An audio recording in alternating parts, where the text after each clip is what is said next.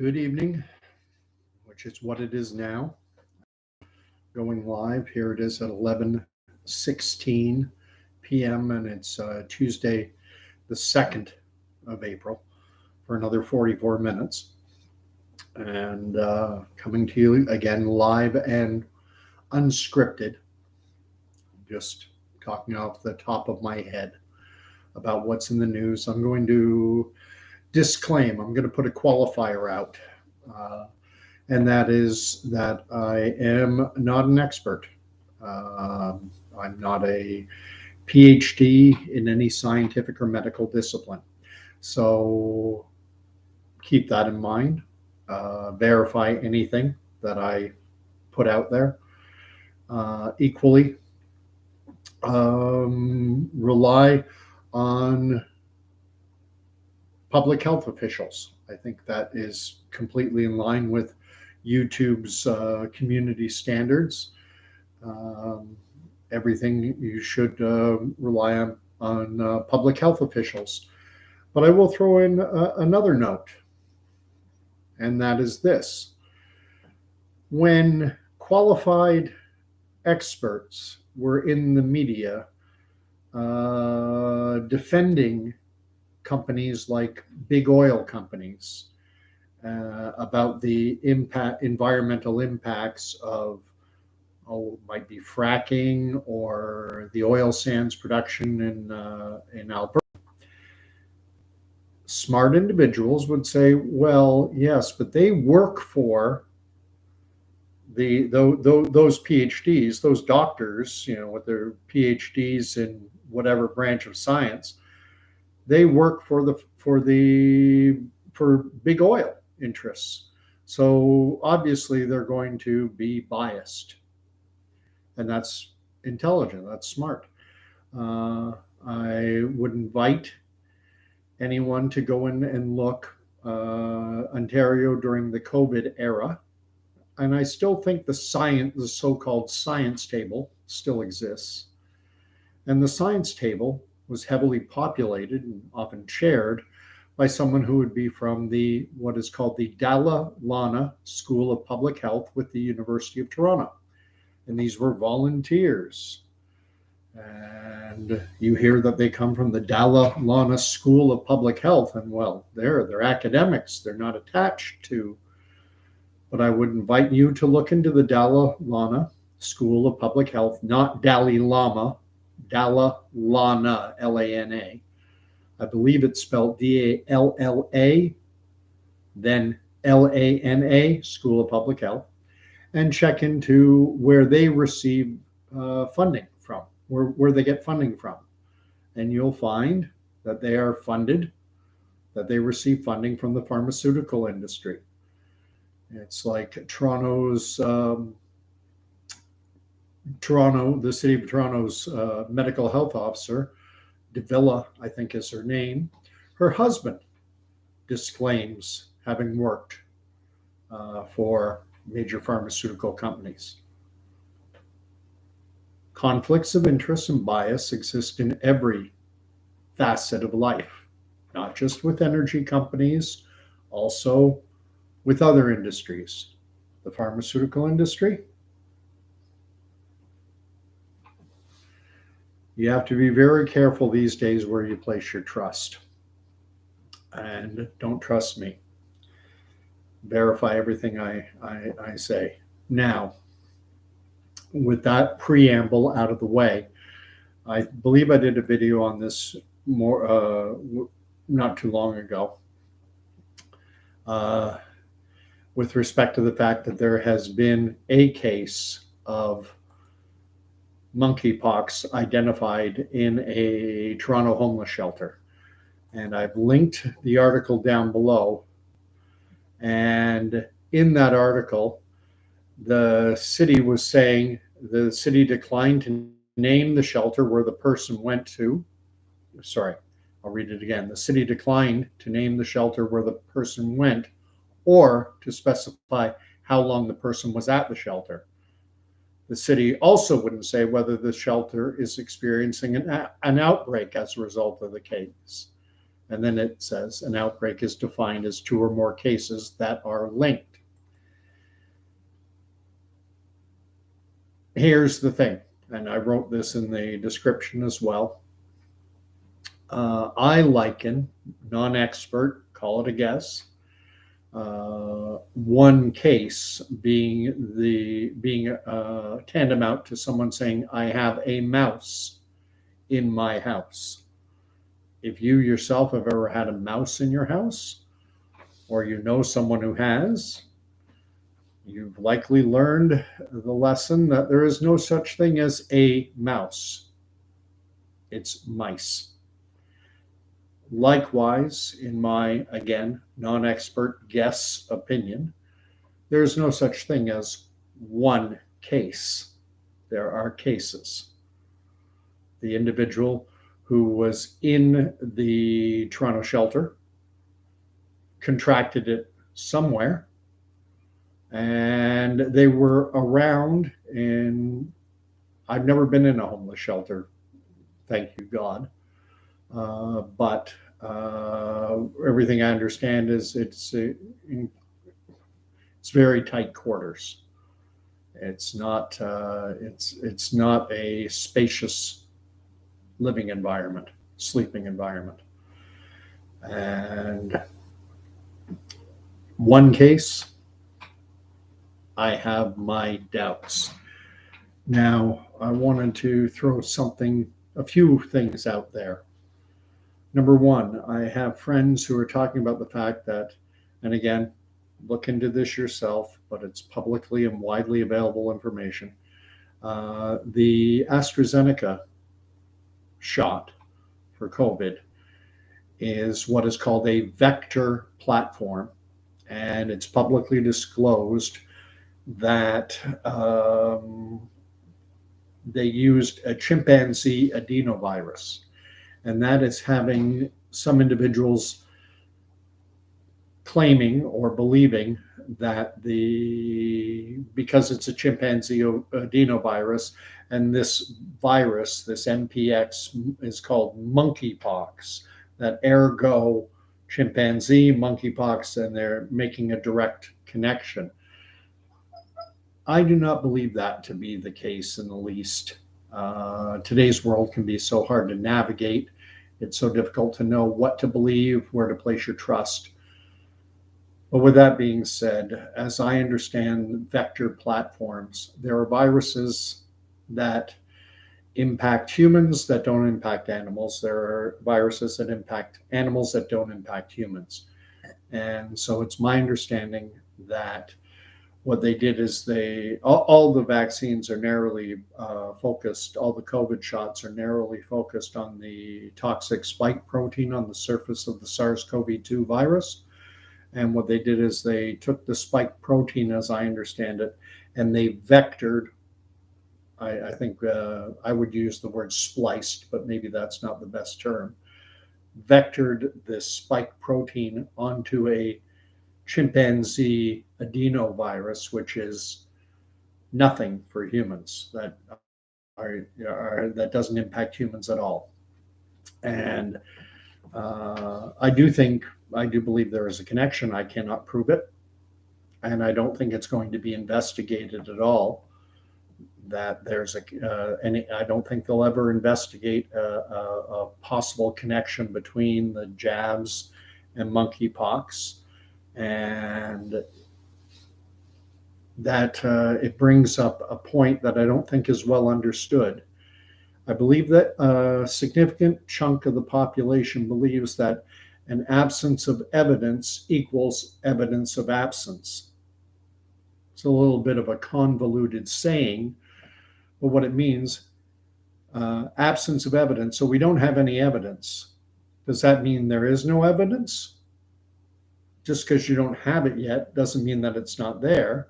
And if you don't look, you don't find.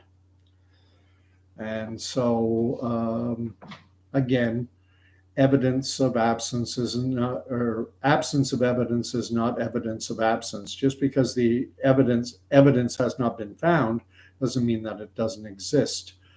It's a bit of a ham-fisted analogy, but imagine, if you will, in the 1300s, early 1400s, some European staring out westward across the Atlantic Ocean and saying there's an unknown continent.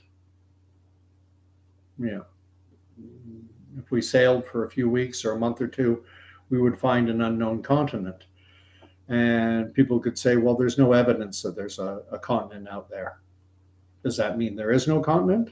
Well, until you have, just because you haven't discovered the link yet, doesn't mean it's not there. So I think I've made that point well enough. I hope I've explained it well. What else? With respect to monkeypox, I should rebrand my YouTube channel All Monkeypox All the Time, because I know that there's a significant percentage of the population, I believe, that is just like, they're done. Tap out. I'm out. I don't want to hear any more about COVID, about monkeypox. I just want to live my life, and I can completely empathize with that. But for those who are not of that mindset, and I'm not, there's part of me that's like that. There's part of me that says, oh, why can't we just go back to the way things were in 2019, 18, 17, and years previous? But I don't think that's in the cards. George Carlin used to call them the owners. The owners don't want that. In one of his famous comedy routines, an educated population capable of critical thinking, that's not in the owner's interests. They just want a population that's dumbed down enough, just smart enough to operate the machines and do the paperwork, but dumb enough that they won't realize they're being by a system that threw them overboard 30 years ago. I used to be a big George Carlin fan. I still am. God rest his soul. Anyway, we go back to the COVID era, the start of the COVID era. COVID was declared a public health emergency of international concern back on January 30th of 2020. No one was paying attention to it at that time. It was getting coverage in the news, but we were more or less being told, don't worry about it. Be aware of it, but don't be concerned. And then that all changed. I'm trying to get the date when it changed. I think it was on Saturday, July 22nd of this year, of 2022, when monkeypox was given that same designation of being a public health emergency of international concern.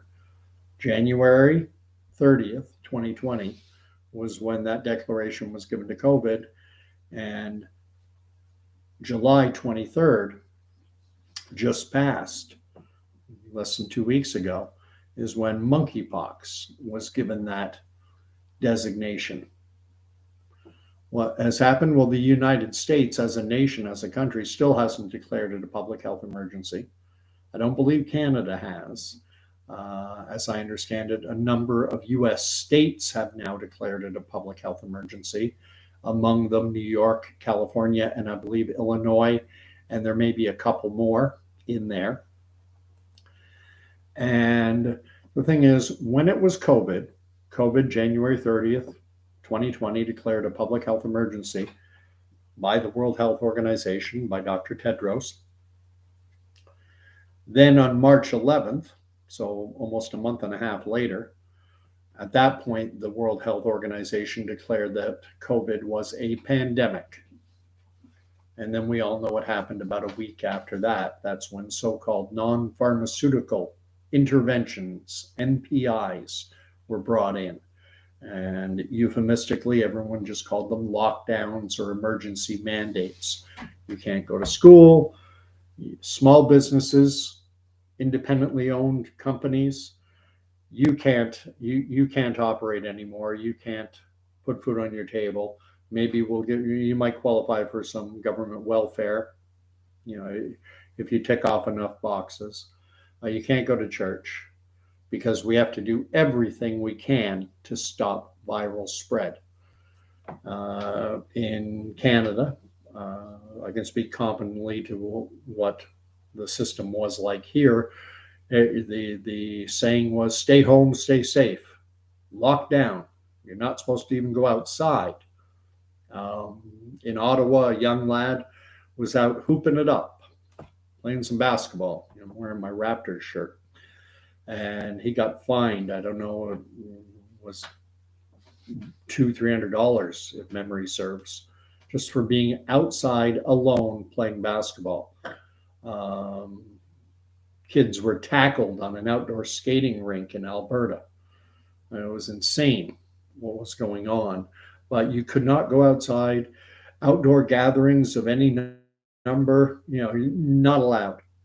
And if you wanted to go out for a walk to get some exercise, well, okay, but certainly nothing social, nothing where you're around other people. And that continued from March, April, and on into May. And then, as everyone should remember, George Floyd down, I think it was Minneapolis. I'm not even sure of the city anymore. It was, gosh, we're going back over 2 years now. And so the George Floyd situation, the BLM protests, and all of a sudden, you could go outside and you could be in large groups because this was an important issue. So all of a sudden, the messaging turned 180, at least in terms of large outdoor public gatherings. Now all of a sudden, large outdoor public gatherings were okay.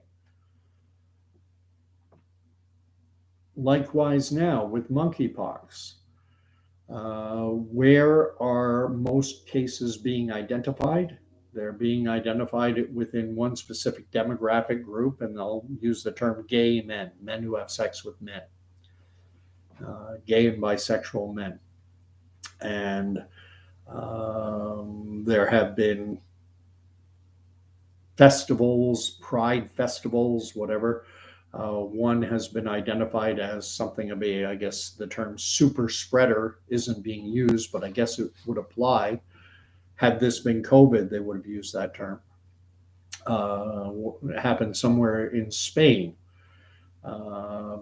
Bathhouses are also being identified as a vector of transmission, where this virus can spread, because, as I understand it, bathhouses are businesses where men who like to have sex with men go in order to engage in random sexual encounters, often with multiple partners. And so we couldn't have church. You couldn't meet for church. In Canada, we threw 5 pastors in jail. Some of them, one, Tim Stevens from Calgary, Alberta, was thrown into jail for holding an outdoor service in a park in Calgary. And he was taken into jail, handcuffed in front of his children and put into a cruiser with his kids crying. That was the most heinous display of government overreach I think I've ever seen during this insanity. And yet now, so that was then. Now we have a virus spreading, and will they shut down bathhouses? No, that would be homophobic. That would invite stigmatization on the homosexual, the LGBTQ community, and we certainly cannot have that. Which, to my mind, that reeks of politics over medical health. And everyone said, one of the apologetic lines is, well, COVID was a deadly disease, monkeypox is not. Well, I think the death toll is now at 4, and we don't count monkeypox deaths the way that COVID deaths were counted. With COVID, a death that occurred in someone who had had a positive test within a certain time frame was deemed a COVID death. You can check out CBC News, Denver, Colorado, reported on a coroner in Colorado who was complaining about the fact that she was required to include 2 gunshot victims. It was a murder-suicide. 2 people died of gunshot wounds, but they were counted with the COVID numbers. I've already shared numerous times how in Canada, Dr. Dina Hinshaw, who we've just found out was given a substantial bonus or additional pay because of her outstanding work with during the pandemic. I think she was paid a gross total. And by gross, I mean total and also gross as an adjective. Over $500,000, between $500,000 and $600,000 was her compensation for the last reported year involving the pandemic. And this is a woman who tried to politicize the tragic death of a 14-year-old child who had died because he had terminal stage 4 brain cancer and was in end of life, or what is called palliative care. And they subjected this child to a PCR test days before he died and then tried to pass it off as a COVID test. And when the young lad's sisters went public, and eventually even the mainstream media couldn't ignore it any longer, Dina Hinshaw tried to pass it off as a mistake, as an error in judgment. It was not. That was a marketing tool, a marketing ploy, trying to take advantage of the tragic death of a 14-year-old child to brain cancer and trying to brand it as COVID. I would go, if I ever meet this woman. I doubt I ever will, but if I ever were to, I'd let her have it verbally. But she has zero credibility, none. Everyone can make a mistake. That was not a mistake.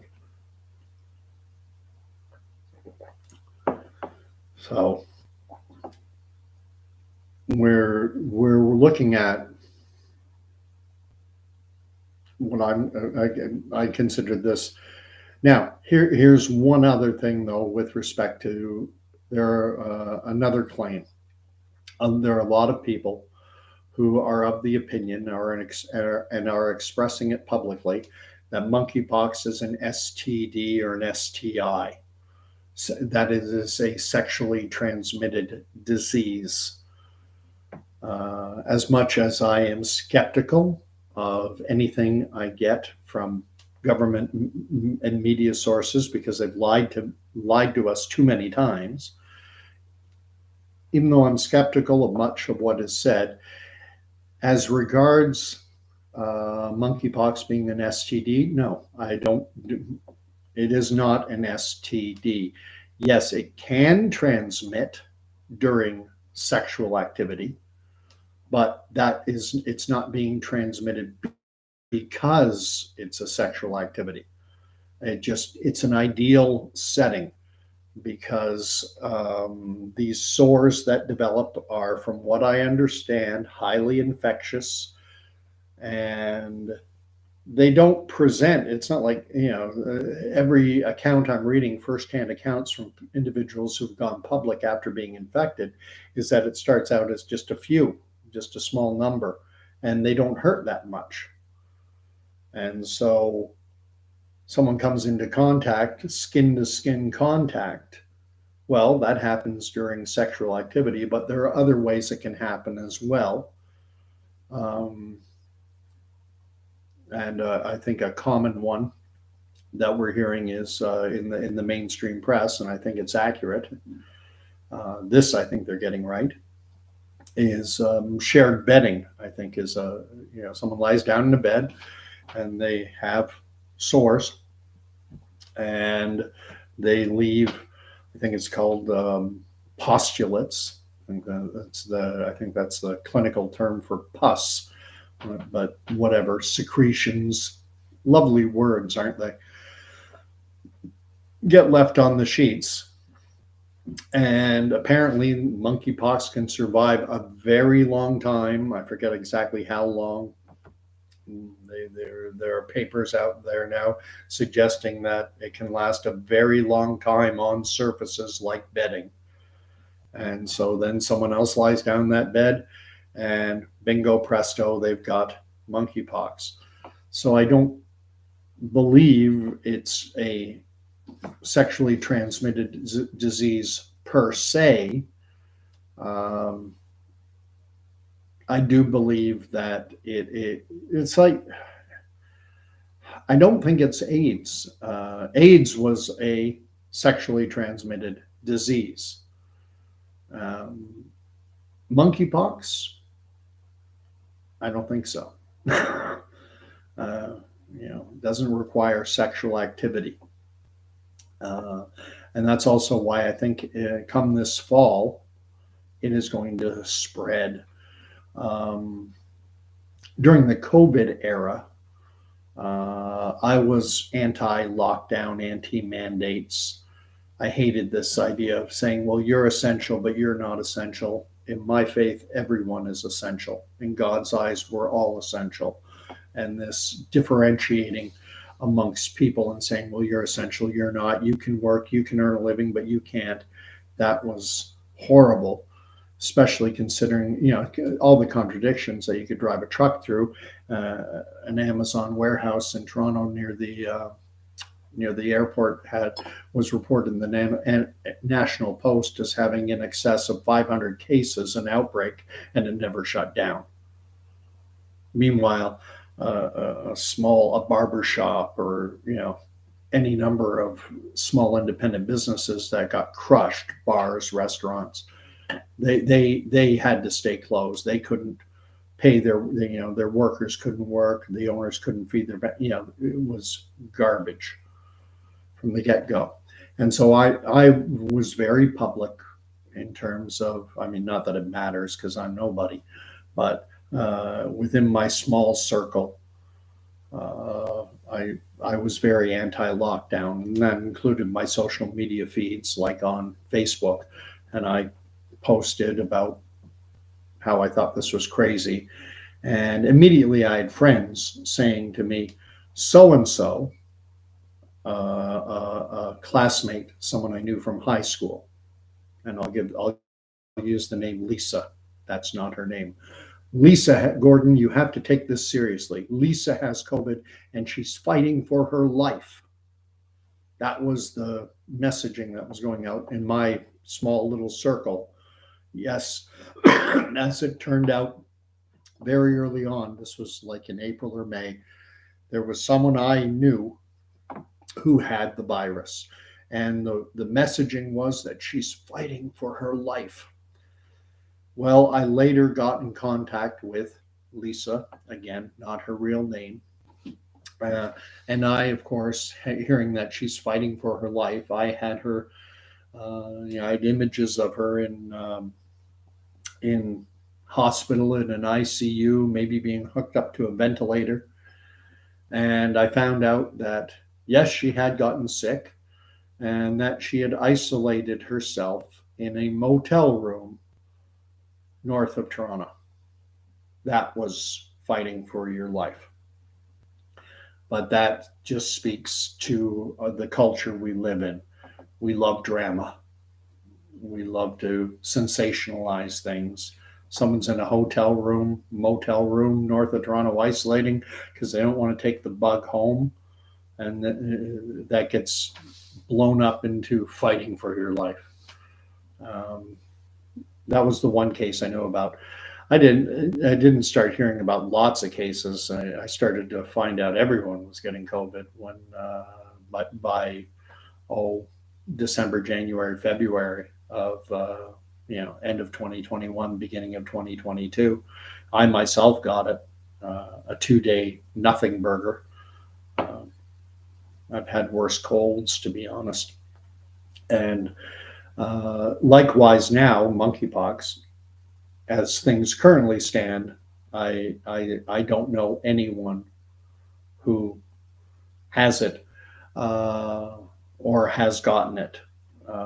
But I don't think that's going to last long. I think this fall, I've put it out there that my over under, for lack of a better term, I think we'll see monkeypox declared a pandemic.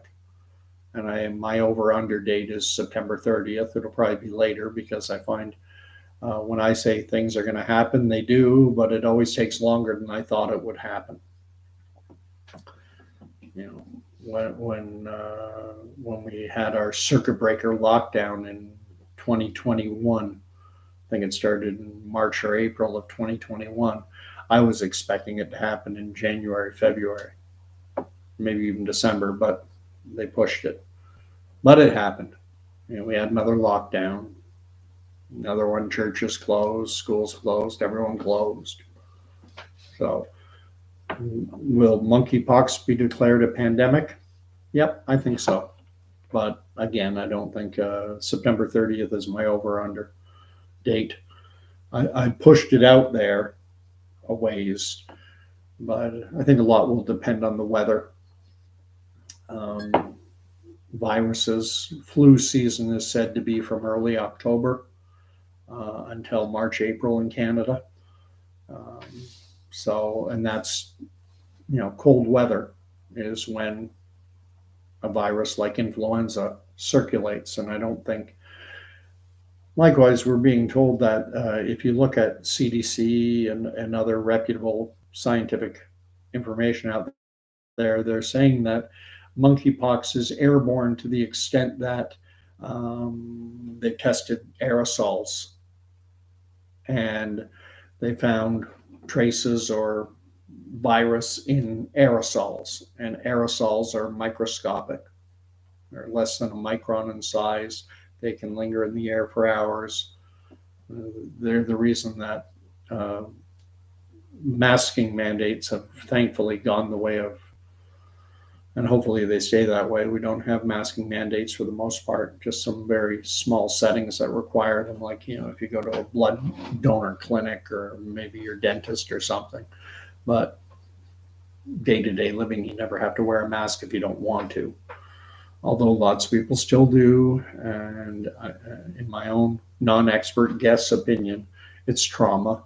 People are traumatized. It's become like a security blanket to a 2-year-old, and God help the person who tries to take away a 2-year-old security blanket or their teddy. They'll scream, and people just feel more comfortable with them on. They feel it gives them a modicum, or it gives them a feeling that they're doing something. Well, at least I'm doing something. I'm scared and I'm doing something. Someone's drowning, throw them an anchor, they'll grab it. I'm doing something, I'm grabbing. Because one of the things that's coming out is that the primary vector of transmission is, skin-to-skin contact or fomite transmission, coming into contact with contaminated surfaces material. So what's going to be next? Hazmat suits and gloves. So stay well. If you want to throw up a comment, go ahead. No one's been watching it. Sometimes I get 100 views, sometimes I get 10. I'm not the most entertaining guy in the world, I know, but I'm not doing this for entertainment. I have no production values. My upload speeds are crappy. But the way I look at it is, if I do get engagement, it'll be with those who are more interested in the content and not the packaging. I find a lot of guys doing videos like this, like I'm doing, They try and dress it up. They have a backdrop. They have a mic. They have a robust. They have a strong. They have a lot of upload speed. They got a big pipe, for lack of a better term, so that and they try and make it seem like a network news show. Uh, I'm non-monetized. I don't do this for money. I don't. I just do it because I enjoy it. It gives me a vehicle to take the things that are rattling around in my brain and put them out there. I write a lot, and this is just another way. So anyway, God bless. And I was going to add one other thing, and I got sidetracked, as I often do, so I'll throw it in now. I've done videos before pronouncing my Christian faith, and I know that there's a perception among many that Christians are homophobic. Now, I'm going to tell you I'm not. Whether you want to believe that or not, that's up to each individual to decide for themselves. Are there homophobic Christians? Yes, absolutely. I know some. Are there homophobic non-Christians? Yes, there are.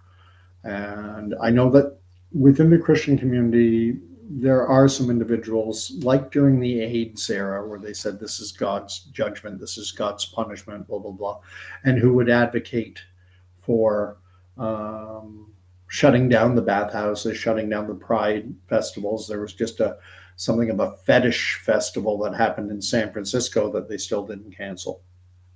And in point of fact, I'm going to tell you right now, I don't want anything shut down, because God gives us free choice. We are not forced.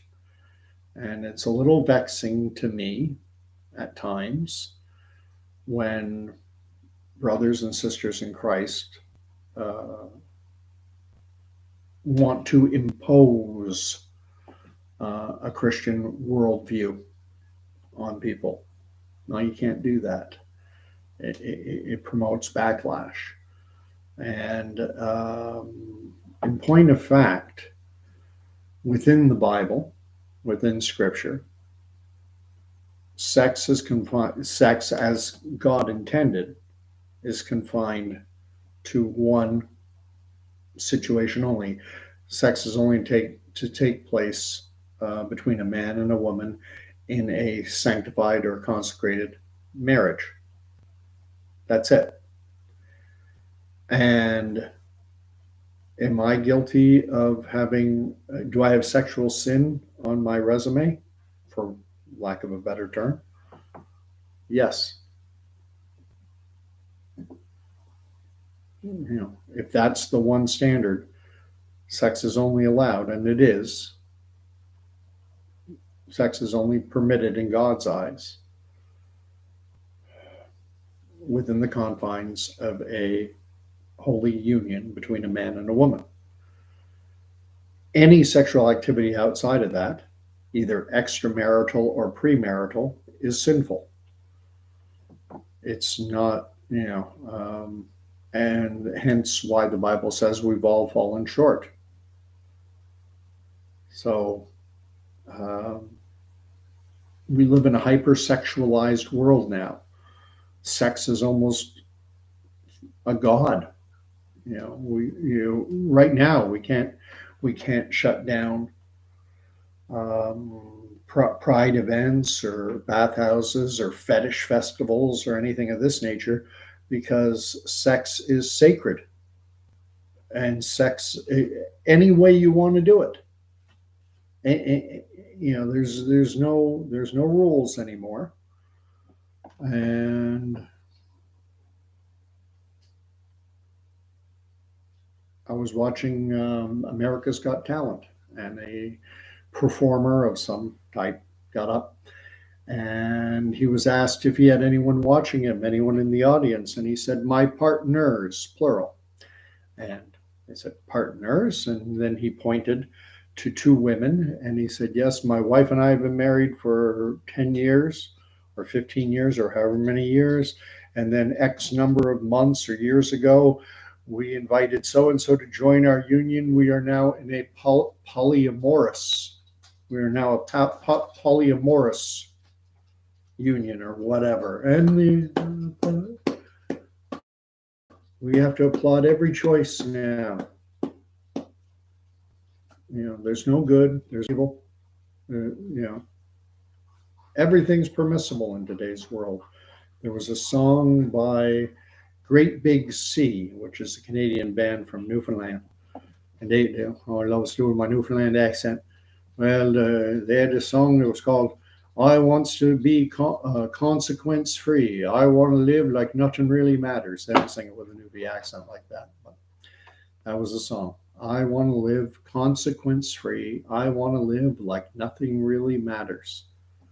And I don't know when that song came out. It was probably the 90s. It was probably 20 plus years ago. And now we're living it. So get right with the man upstairs and get yourself to church on a Sunday. If you've never been and you go to a church and you don't like it, try another one. There are different faith traditions. I would suggest that you find one that teaches sound biblical doctrine. But if you don't know the Bible, how do you know who's teaching sound biblical doctrine? Because everyone will say they are. No one says we're an anti-Bible church. It's difficult. Read the Gospel according to John. That's a good starting point. Anyway, I've rattled on enough. 42 minutes almost. God bless everyone. And we'll talk to you again in a few nights. And hopefully, again, disclaim, I'm not an expert. Anything medical or related, call it a guess. Verify anything I said. Go to the experts, go to public health. Check out their biases, check out their, who they're paid by, but, listen to them. Anyway, good night.